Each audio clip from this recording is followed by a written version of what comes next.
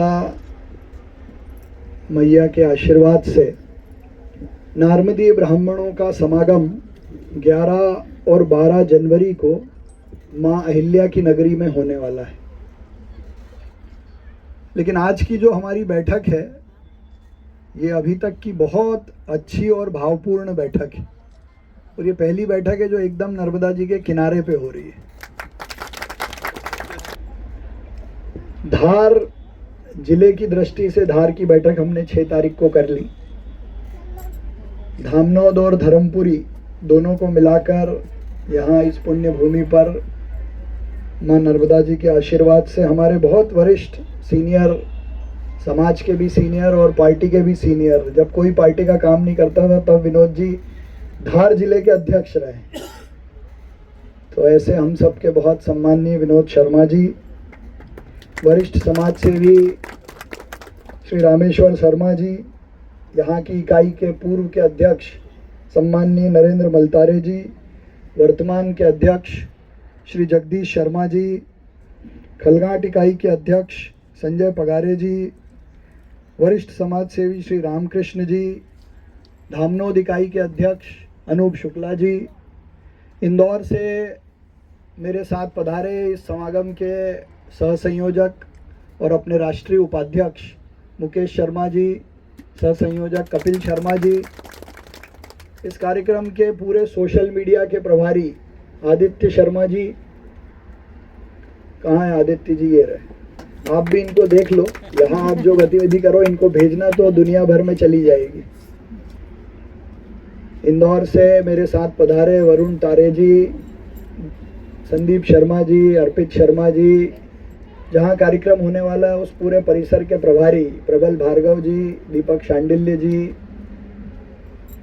मेरे बहुत अच्छे अभिन्न मित्र पीयूष जोशी जी, प्रशांत शर्मा जी, यहाँ उपस्थित मातृशक्ति। तो नारमदी ब्राह्मण समाज का इतिहास तो बहुत पुराना है।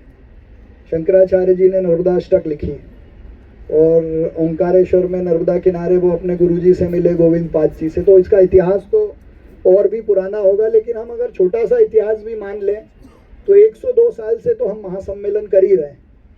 अखिल भारतीय महासभा का गठन होता है, राष्ट्रीय अध्यक्ष बनते हैं, इकाइयों के अध्यक्ष बनते हैं और समाज की सेवा में कोई ना कोई छोटा बड़ा काम, कुछ सांस्कृतिक आयोजन, नर्मदा जयंती के कार्यक्रम, सबके एक दूसरे के सुख दुख में भी शामिल होते हैं। किसी के यहाँ दुख आ जाए, गमी आ जाए तो जाते हैं, कोई बीमार पड़ जाए तो पूरा समाज कहीं ना कहीं पैसे इकट्ठे करके एक दूसरे की मदद करता है। और ये कोई नहीं भी कहेगा तो हम करते रहेंगे। लेकिन मैं मेयर बना तो समाज के पास और आने का और लोगों से मिलने का अवसर ज़्यादा मिला। तो मुझे ये समझ में आया कि हमारी जो शक्ति है वो सज्जन शक्ति है।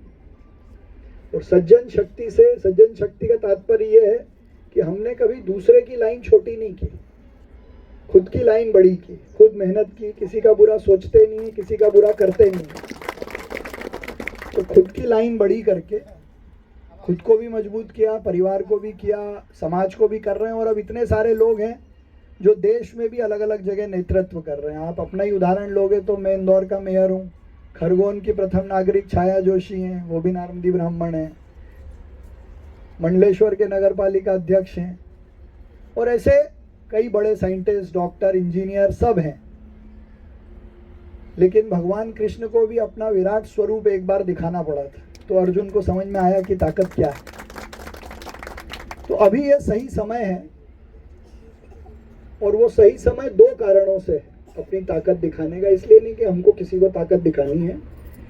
एक, पहले समाज की शक्ति का केंद्र खरगोन, खंडवा, हरदा ये उत्पत्ति के केंद्र इसलिए हुआ करता था। लेकिन जितने हमारे नौजवान साथी हैं जो आईटी में अलग अलग जगह नौकरी कर रहे हैं, बेंगलोर में, हैदराबाद, आप सब चाहते हो अपना बच्चा इंदौर चला जाए, बेंगलोर चला जाए, हैदराबाद चले जाए, अच्छी नौकरी लग जाए, फिर अच्छी लड़की मिल जाए। इतना ही है ना, इससे ज़्यादा हम चाहते भी नहीं है। तो ये सब करने का केंद्र जो है अब वो इंदौर है। और बाहर भी जो लोग रह रहे हैं, बेंगलोर, हैदराबाद, मुंबई, पुणे, वो सब भी इंदौर ही आना चाहते हैं ताकि अपने घर के पास रहें। तो उस दृष्टि से एक बार इंदौर में सब लोग एक दूसरे को समझ लें कि किस फील्ड में किससे संपर्क करें। किसी को बिजनेस करना हो तो हमारे अच्छे बिजनेसमैन कौन हैं, इंदौर में किसी को आके पढ़ना हो तो हम उसकी क्या मदद कर सकते हैं। हॉस्पिटल में आजकल बहुत ज़रूरत लगती है, तो हॉस्पिटल में मदद करने के लिए हम सब लोग वहाँ तैयार हैं इंदौर में। तो ये जो विराट स्वरूप है, ये एक बार ज़रा एक दूसरे से मिल लें। तो ये 2 दिन का आयोजन हमारी जो संस्कार आधारित प्रगति है, सब संस्कारित लोग हैं, दूसरों की मदद करते हैं, खुद की भी करते हैं, और अभी तक तो प्रगति की है, लेकिन इसके आगे कैसे बढ़ना है वो एक बार देखने को मिले। मेरे से व्यक्तिगत कोई बात करता है तो हम बताते ही हैं, धार में कोई समस्या आती तो फ़ोन करते ही हैं, पर एक सामूहिक रूप से आगे बढ़े इंदौर में और उसमें अच्छे से अच्छा क्या कर सकते हैं। तो 2 दिवसीय ये कार्यक्रम है। एक, इंदौर में माँ नर्मदा जी पिछले 40 सालों से हमको पानी पिला रही हैं। उन पे इंदौर का जितना बड़ा कर्जा है नर्मदा जी का, वो कभी वालों पे, पर इंदौर में उनकी प्रतिकृति, उनकी मूर्ति कहीं सार्वजनिक रूप से नहीं थी। तो मैं मेयर बना तो पहला प्रस्ताव यही किया कि एक भव्य नर्मदा जी का चौराहा, जिसमें उद्गम से लेकर समागम तक उसकी एक बड़ी चित्र बनाया, उसमें महेश्वर, मंडलेश्वर, अमरकंटक सब बनाया है। तो उसका लोकार्पण भी करना था। तो उसमें ज़रूरी ये था कि खाली इंदौर के लोग नहीं, देश भर के लोग जहाँ जहाँ वो रहते हैं वहाँ का जल लेके आएँ और वहाँ फिर हम नर्मदा जी की स्थापना करें। तो एक तो आग्रह आपसे ये है कि जब आप 11 को आओ तो जो नदी, जो तालाब अपने घर के पास है उसका जल लेके आना है और वहाँ की मिट्टी भी लेके आनी है। तो लोकार्पण में उस मिट्टी से पूजा होगी और उस नर्मदा जी के जल से ही माँ नर्मदा जी का हम अभिषेक करेंगे, क्योंकि वो आने वाले समय तक इंदौर में एक बड़ा स्थान रहेगा माँ नर्मदा जी का। दूसरा, वकील, doctor, engineer, businessman, IT professional, पटवारी, पंडित, टीचर, पटवारी बहुत हैं अपने पास कि नहीं है, और सबसे काम के वही हैं। तो ये सब एक दूसरे से मिले, इसके प्रोफेशनल तरीके से इसके सम्मेलन हो। और 12 तारीख को एक बड़ा महासम्मेलन जिसमें आसपास की इकाइयों से लोग ज़्यादा आएँ और शोभा यात्रा भी हो, पीले वस्त्रों में महिलाएं, पुरुष नर्मदा जी का संदेश लेके, जल संरक्षण है, पानी का संदेश है, ये लेकर सुबह इंदौर की सड़कों पर इंदौर के लोग आप सबके स्वागत को आतुर हैं। और एक महासम्मेलन के साथ हमारे इतिहास और विकास की एक बड़ी प्रदर्शनी, करीब 5-10 हज़ार स्क्वायर फीट की हम बनवा रहे हैं। 100 से ज़्यादा स्टॉल रख रहे हैं। अपने लोगों के जो प्रोडक्ट्स हैं, कोई अलग अलग छोटे प्रोडक्ट्स बनाते हैं ना, लघु उद्योग, उसका भी अपन प्रदर्शन करेंगे, कुछ अच्छी प्रदर्शनी लगाएंगे, इतिहास विकास को दिखाएंगे।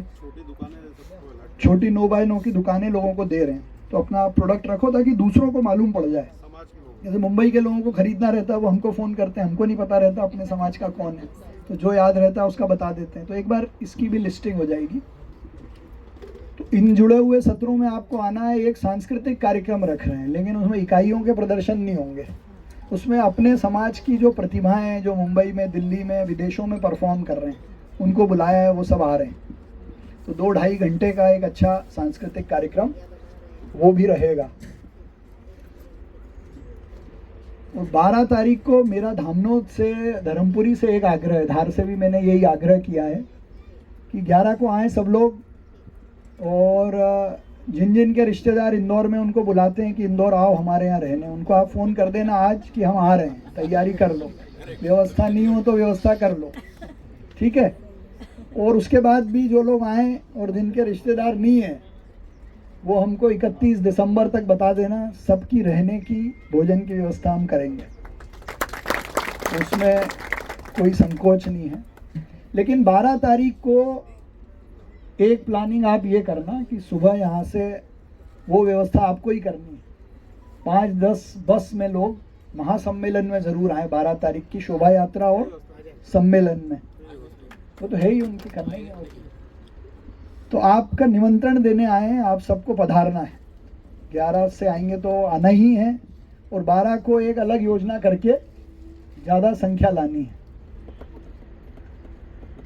तो मैं तो यही छोटा आग्रह करने, निमंत्रण देने आया था। मैं इंदौर का प्रथम सेवक हूँ, प्रथम नागरिक हूँ, उस नाते से भी आपको निमंत्रण दे रहा हूँ कि इंदौर आइए अपने समागम में अपने बंधु बांधवों से मिलकर आगे की दशा दिशा तय करने के लिए, और इंदौर में और भविष्य की योजनाएं हैं उन पर भी फिर हम चर्चा करेंगे।